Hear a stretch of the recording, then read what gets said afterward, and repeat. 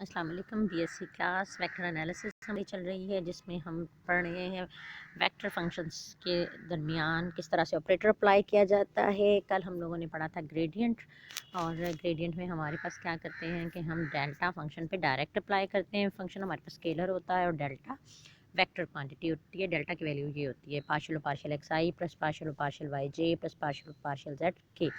और ये जो एफ फंक्शन होता है ये कोई भी स्केलर फंक्शन होता है। स्केलर फंक्शन पे डायरेक्ट हम अप्लाई करते हैं और पूरे के पूरे फंक्शन का with respect to x derivative, with respect to y और with respect to z derivative लेते हैं पूरे के पूरे फंक्शन का। ये बात अहम है और उसके बाद हमारे पास ये आंसर आ जाता है। इसमें हमारे पास ग्रेडियंट में एक और ख़ास बात ये थी कि ग्रेडियंट का फार्मूला, अगर आपके पास ये ग्रेडियंट के लिए आपके पास है डेल्टा फाई, आपने ग्रेडियंट ले रहे हैं तो ये आपने डायरेक्ट ले लिया और ये तमाम वैल्यूज़ आपने उसके हिसाब से लिख दी। आज हम टॉपिक करेंगे डाइवर्जेंस। डाइवर्जेंस में हमारे पास ये होता है कि डेल्टा डॉट अप्लाई करते हैं और दोनों वेक्टर होते हैं। फंक्शन भी वेक्टर होता है और ऑपरेटर तो फिर वेक्टर है ही। यानी तीन तरह की चीज़ें हमने पढ़ी थी कि एक डेल्टा डायरेक्ट अप्लाई हो, दूसरा हमने पढ़ा था डॉट प्रोडक्ट लिया जाए, और तीसरा है कि हम इसका क्रॉस लिया जाए। डॉट और क्रॉस, डॉट को डाइवर्जेंस बोलते हैं, क्रॉस को कर्ल बोलते हैं, और दोनों में फंक्शन का वेक्टर होना ज़रूरी है।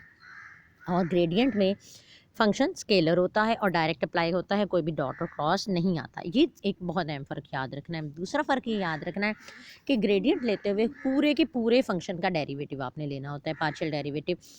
और डॉट में आपने सिर्फ एक्स कंपोनेंट का, आई कंपोनेंट जो होता है, आई यूनिट वेक्टर के साथ जो कंपोनेंट होता है एक्स कंपोनेंट, उसका with respect to x derivative लेते हैं।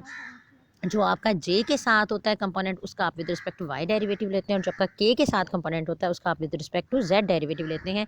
यानी पूरे के पूरे फंक्शन का डेरिवेटिव नहीं लेते। ये बहुत अहम बात, आपने एक अहम डिफरेंस याद रखना है कि पार्शियल डेरिवेटिव आपने बाय पार्ट्स लेने हैं, सिर्फ एक एक पार्ट के। और क्रॉस में तो फिर आप उस तरह से इसका डिटर्मिनेंट वाला फार्मूला लगाएंगी और फिर हल करेंगी। डिटर्मिनेंट ये तो कर्ल फिर जब डिस्कस करेंगे तब इसकी डिटेल कर लेंगे। आज है हमारे पास divergence of a vector field. अब आपके पास क्या है, ये फंक्शन इस तरह से दिया हुआ है जिसमें आई जे और के इन्वॉल्व है। आपने डेल्टा डॉट एफ लेना है तो क्या करेंगे, आई कंपोनेंट का एक्स के लिहाज से डेरिवेटिव और आई डॉट आई फन हो जाएगा।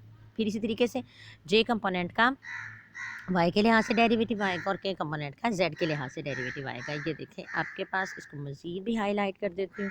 ये देखें, ये एक्स के लिहाज से डेरिवेटिव, ये वाई के लिहाज से डेरिवेटिव, इसका जेड के लिहाज से डेरिवेटिव। जब इसका एक्स के लिहाज से डेरिवेटिव लेंगे तो 2x minus y square as a constant आ जाएगा और एक्स का डेरिवेटिव 1 हो जाएगा। इसी तरीके से वाई स्क्वायर का डेरिवेटिव 2y आ जाएगा और वाई जेड स्क्वायर में वाई के लिहाज से डेरिवेटिव ले रहे हैं तो z square as a constant आ जाएगा। जेड के हिसाब से ले रहे हैं तो जेड का डेरिवेटिव 2z आएगा और यहाँ से जेड का डेरिवेटिव 1 आ जाएगा और एक्स के कांस्टेंट है तो वैसे का वैसे आ जाएगा। यहाँ से आपने इनको क्लोज कर लिया। इसी तरीके से वेक्टर फंक्शन ये है तो डाइवर्जेंस एफ का मतलब है डेल्टा डॉट एफ। एक नंबर इसका आपको मिलता है, ये डाइवर्जेंस डेल्टा डॉट एफ के बराबर है ये लिखने का। तो ये आपने ज़रूर लिखना है और उसके बाद आपने लिख दिया ये डेल्टा डॉट एफ की वैल्यू पुट की और फिर वही काम किया कि एक्स का डेरिवेटिव ये वाई के लिहाज से डेरिवेटिव और जेड कंपोनेंट का जेड के लिहाज से डेरिवेटिव, और बस आपने इनके डेरिवेटिव लेकर इनको प्लस कर देना है। अब ये जब सादे फंक्शन है एक एक, तब तो ये काम बहुत ही आसान है। प्रॉब्लम तब होती है जब ये आपके पास दो या दो से ज़्यादा फंक्शन इकट्ठे हो जाते हैं या फंक्शन प्रोडक्ट की शक्ल में आ जाता है। अभी देखते हैं, ये क्वेश्चन नंबर 3 है। इसमें फंक्शन आपके पास दिया हुआ है एक्स साइन एक्स वाई, फिर वाई साइन वाई जेड और फिर जेड साइन जेड एक्स। अभी वही बात आपसे की कि आई कंपोनेंट का सिर्फ एक्स के लिहाज से डेरिवेटिव लेना है, लेकिन अभी क्या है कि ये दो फंक्शंस का प्रोडक्ट है तो इस पर प्रोडक्ट फार्मूला लगेगा। एक्स वैसे साइन एक्स वाई का डेरिवेटिव कॉस एक्स वाई और फिर एंगल का derivative with respect to x ले रहे हैं तो कांस्टेंट आ जाएगा और एक्स का डेरिवेटिव 1 आ जाएगा। फिर प्रोडक्ट फार्मूले की वजह से एक्स का डेरिवेटिव 1 और साइन एक्स वाई वैसे आ गया। इसी तरीके से वाई साइन वाई जेड पे प्रोडक्ट फार्मूला लगेगा, वाई वैसे, साइन का डेरिवेटिव कॉस और एंगल का डेरिवेटिव आ गया। और फिर वाई का डेरिवेटिव 1 हो गया और साइन वाई जेड वैसे आ गया और यहाँ पर भी प्रोडक्ट फार्मूले से ये दो वैल्यूज़ आ गई और फिर आपने इनको क्लोज कर दिया। इसी तरीके से ये वैल्यूज़ हैं। अब इसका with respect to x derivative लेंगे तो ये क्वोशंट फार्मूला लगेगा, नीचे वाले का स्क्वायर, नीचे वाली रकम वैसे, ऊपर वाले का डेरिवेटिव माइनस ऊपर वाली वैसे और नीचे वाले का डेरिवेटिव, और यही फार्मूला इन सब पे लगेगा और फिर इनको क्लोज कर दिया। इसी तरीके से क्वेश्चन नंबर 5 6 है। 5 6 में भी सिंपल फंक्शन था आपके पास और x माइनस वाई का स्क्वायर है, तो पहले पावर रूल लगेगा 2 इंटू एक्स माइनस वाई और फिर x माइनस वाई का डेरिवेटिव लेंगे। तो x माइनस वाई का डेरिवेटिव में x का डेरिवेटिव 1 आ जाएगा और y का डेरिवेटिव 0 हो जाएगा। इस हिसाब से आपने ये दोनों डेरिवेटिव लिए और सबको हल किया तो 0 आ गया। फिर आपके पास ये वैल्यूज़ आ गई, इसका x के लिहाज से डेरिवेटिव, इसका y के लिहाज से और इसका z के लिहाज से डेरिवेटिव लेंगे। जब इसका z x के लिहाज से डेरिवेटिव लेंगे तो कोशेंट फार्मूला लगेगा। सिर्फ एक पार्ट आप लोगों को अच्छी तरह से समझ आ गया तो बाकी तो इंशाल्लाह ज़रूर हो जाएंगे। ये देखिए, इसको मैंने खूब हाईलाइट कर दिया। नीचे वाले का स्क्वायर, नीचे वाला फंक्शन वैसे और ऊपर वाले का डेरिवेटिव। अब विद रिस्पेक्ट एक्स डेरिवेटिव लेने हैं तो z का 0 हो जाएगा और x का -1। इस तरीके से z माइनस एक्स वैसे और नीचे वाले का derivative with respect to x, तो एक्स स्क्वायर का 2x आ जाएगा, वाई स्क्वायर जी स्क्वायर के डेरिवेटिव 0 हो जाएंगे। बिल्कुल सेम प्रोसीजर हम करेंगे इसका y के लिहाज से डेरिवेटिव लेते हुए और फिर इसी तरीके से z के लिहाज से डेरिवेटिव लेते हुए और फिर इनको क्लोज कर देंगे। और इन सब का क्योंकि एलसीएम में ये सेम वैल्यू आ रही है तो ये एलसीएम में आ जाएगी और ऊपर वाली सारी वैल्यूज ऐड हो जाएंगी और फिर इनमें इनको हम जो कटता होगा काट लेंगे। अब यहाँ पे वैल्यू क्या आ गई, ये देखें, पहली रकम का स्क्वायर, दूसरी रकम का स्क्वायर, तीसरी रकम का स्क्वायर, दो फार्मूले का, पहली दूसरी, फिर दूसरी तीसरी और फिर तीसरी और पहली रकम। तो ये आपके पास x plus y plus z के होल स्क्वायर का फार्मूला बन जाएगा। तो वही आपने किया, इसको क्लोज कर दिया। नेक्स्ट है आपके पास लेप्लास ऑपरेटर। लेप्लास ऑपरेटर ये कहता है कि डाइवर्जेंस ऑफ ग्रेडियंट एफ ले लिया जाए या इसको डेल्टा स्केयर से डिनोट किया जाता है। डेल्टा स्केयर क्या होता है, डेल्टा डॉट डेल्टा लिया जाए तो डेल्टा का स्केयर होता है, क्योंकि दोनों वेक्टर क्वांटिटीज़ हैं तो स्केयर लेने के लिए दोनों का डॉट प्रोडक्ट लेना होगा।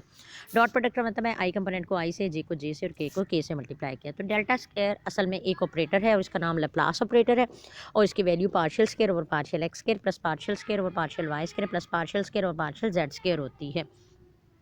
जब भी आप किसी भी फंक्शन पर अप्लाई करते हैं तो डायरेक्ट फंक्शन पर अप्लाई होगा, ठीक है।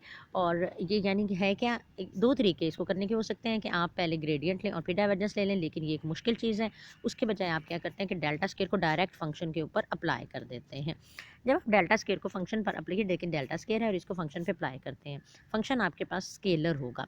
ये भी बात याद रखनी है कि डाइवर्जेंस और कर्ल में फंक्शन आपके पास वेक्टर होता है और ग्रेडियंट में फंक्शन स्केलर होता है। तो यहाँ क्योंकि आपने पहले ग्रेडियंट फाइंड आउट करना होता है तो फंक्शन स्केलर चाहिए होगा।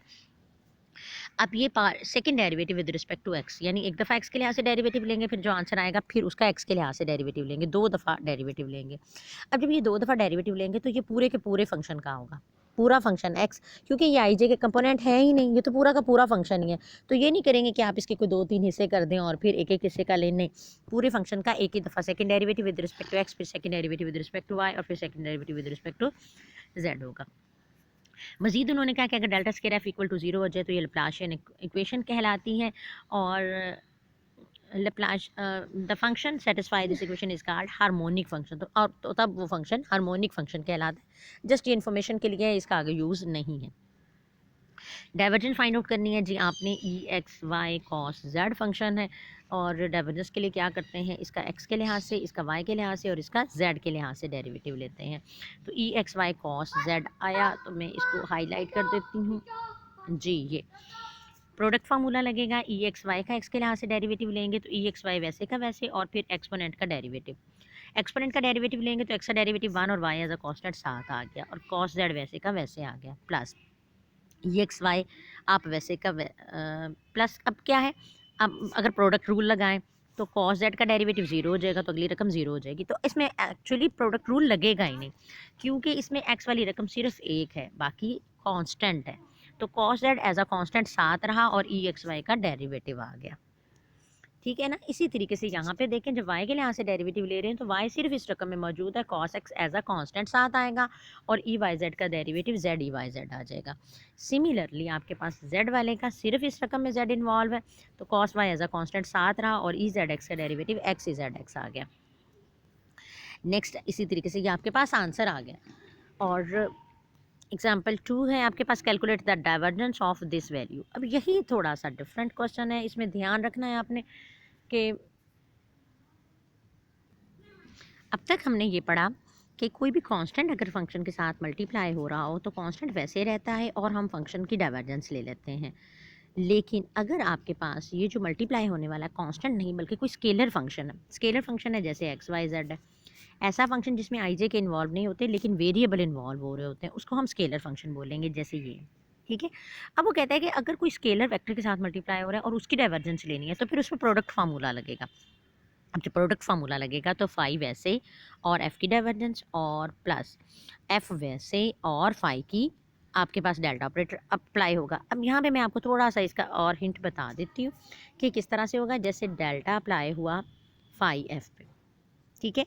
अब आपने इस पर प्रोडक्ट रूल लगाया, तो जब प्रोडक्ट रूल फाई वैसे और डेल्टा अप्लाई हो गया एफ़ पे, और फिर प्लस का साइन और एफ़ वैसे और डेल्टा अप्लाई हो गया फाई पे। अब आपने याद रखना है कि जो स्केलर है उसका ग्रेडियंट आएगा और जो वेक्टर है उसका डाइवर्जेंस आएगी, उसके साथ डॉट आएगा, वैसे नहीं आ सकता। तो हम पहले तो वेक्टर की लामतें लगा लेते हैं, हमें पता चल जाए कि हमने कहाँ पे क्या पुट करना है। ये यहाँ के इसके दरमियान डॉट नहीं लगा सकते क्योंकि ये स्केलर है, तो इसका मतलब है इसकी ग्रेडियंट कैलकुलेट करनी पड़ेगी। ग्रेडियंट कैलकुलेट होने के बाद हम इसका डॉट प्रोडक्ट एफ के साथ लेंगे। और यहाँ पे ये स्केलर है, यहाँ डॉट नहीं लगा सकते, इसका डॉट यहाँ लगेगा। ठीक है। दो वेक्टर्स के दरमियान डॉट लगेगा और स्केलर्स के दरमियान डॉट नहीं लगेगा। ये अब जब यहाँ से आप याद रखेंगी तो ये फार्मूला क्या बन जाएगा, ये बनेगी डाइवर्जेंस, तो फाई और डाइवर्जेंस। फिर यहाँ पे क्या बना अगली रकम में आपके पास एफ़ वैसे और एफ़ के साथ डॉट प्रोडक्ट और ये ग्रेडियंट आ गया। और आपको पता है कि डॉट प्रोडक्ट में आगे पीछे लिखने से कोई फ़र्क नहीं पड़ता, तो इसलिए आप एफ़ को पहले लिख लें या बाद में लिख लें, कोई फ़र्क नहीं पड़ता। लेकिन ये याद रखना है कि एफ़ की डाइवर्जेंस आएगी और फाई का ग्रेडियंट आएगा, इसमें गलती नहीं करनी। तो ये आपके पास एक बेसिक फार्मूला आ गया।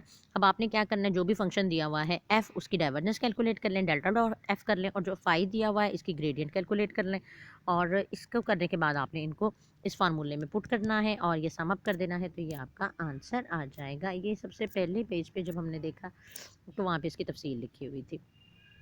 ये देखिए यहाँ पे ये फार्मूला एक्सप्लेन करके दिखा दिया कि आपके पास जब भी फाई और divergence f plus gradient phi into f होता है, उसके लिए आपके पास ये करके दिखाया कि फाई एफ से मुराद ये है कि एफ वेक्टर फंक्शन है, F1 आई F2 J F3 K होगा और इसको फाई से मल्टीप्लाई करेंगे तो सारे फाई से मल्टीप्लाई हो जाएगा। और जब आप इसको करेंगे ऐसे, तो यहाँ से ये फार्मूले का प्रूफ निकाल के दिखाया गया है। और अगर कांस्टेंट मल्टीप्लाई हो तो कांस्टेंट वैसे लेता है। ये फार्मूले अच्छी तरह से आपने याद करने हैं ताकि अप्लाई करने आसान हो जाए। नेक्स्ट था इसी तरह से आपके ये इसका उस क्वेश्चन का अगला पोर्शन था कि डेल्टा फाई आपने लिया और ये फिर आपने उसका ग्रेडियंट लिया और डाइवर्जेंस ली और फिर ये वैल्यूज़ इसमें पुट आउट कर दी और ये आंसर आ गया। अगर कोई कन्फ्यूजन होगी तो आप लोग ये मेरे से अगेन डिस्कस कर